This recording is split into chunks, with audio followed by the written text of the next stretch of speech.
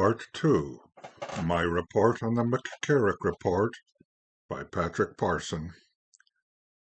The McCarrick Report title is Report on the Holy See's Institutional Knowledge and Decision-Making Related to Former Cardinal Theodore Edgar McCarrick, 1930 to 2017. Prepared by the Secretariat of State of the Holy See, Vatican City State, 10 November 2020. The McCarrick Report was released on November 10, 2020, and had already received much criticism due to previous reneged release dates.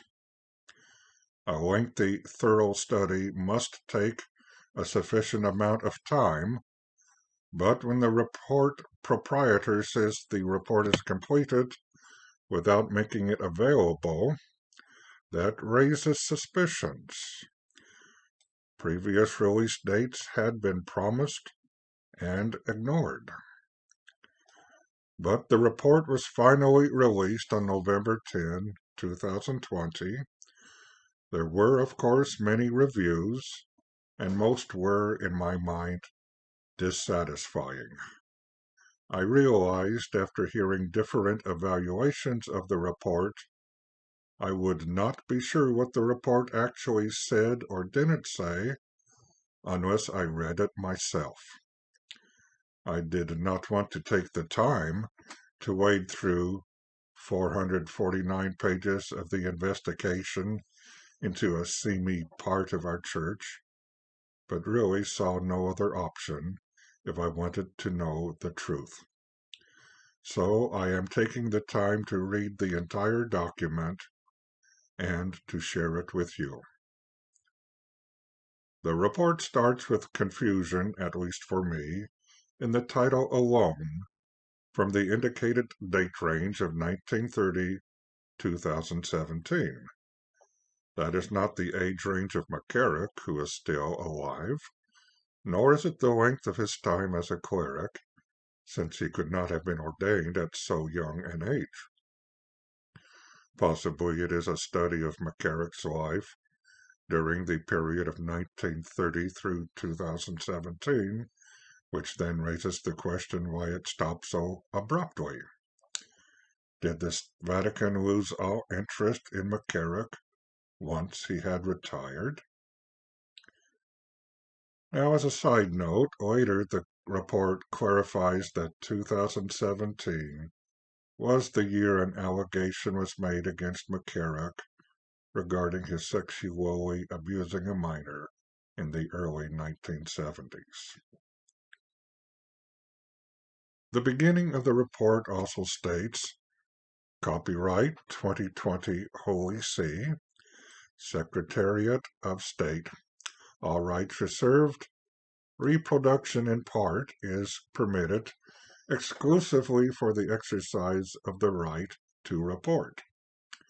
There is also another disclaimer, published without waiver of privileges or immunities, and with a full reservation of intellectual property and other rights. Apparently, the Holy See does not want to see someone turn it into a novel. The foreword states the report is about the Holy See's institutional knowledge and decision-making related to McCarrick during that specified time period. That phraseology raises warning signals in my mind.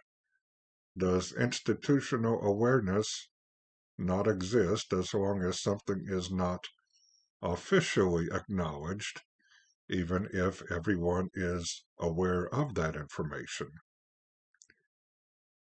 The foreword also states the report was based on documentation found in the archives of the dicasteries and offices of the Holy See, later extending to information from persons in ecclesiastical institutions with knowledge of events.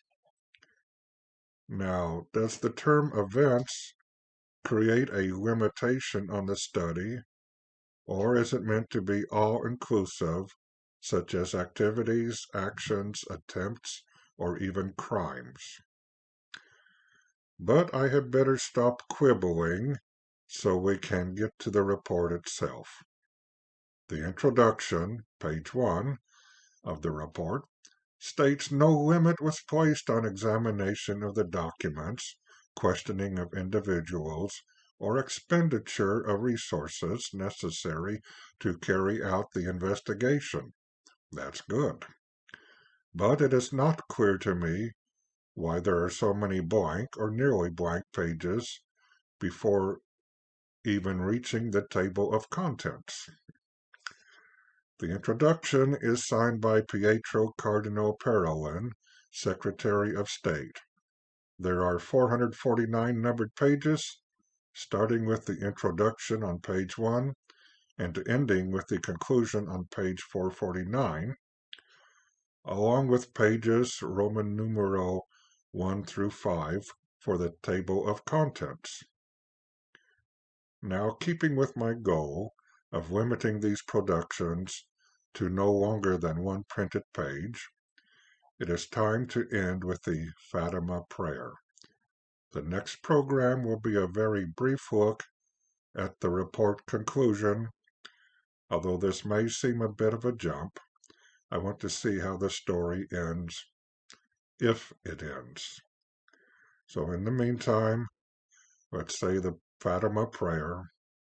O my Jesus, forgive us our sins, save us from the fires of hell, and lead all souls to heaven, especially those in most need of thy mercy.